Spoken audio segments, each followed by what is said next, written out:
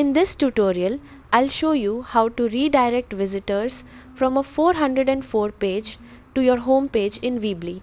Let's get started. Open your browser and go to weebly.com. Then sign in to your Weebly account. After logging in, click Website, select Edit Site and open the website you want to edit. Once you're in the editor, click the Pages tab at the top and select the 404 page from the list. This is the page visitors see when they try to access a URL that doesn't exist. To help visitors return to your website, click the text on the 404 page and edit it with a message such as Return to Home Page. Highlight the text, click the link icon, choose Standard Page, and then select your home page.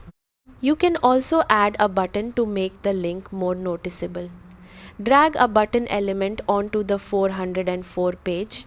Click the button, choose Link, select Standard Page, and then choose your home page.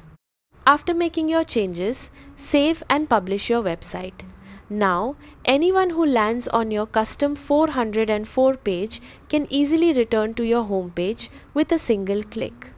That's how to redirect visitors from a 404 page to the home page in Weebly.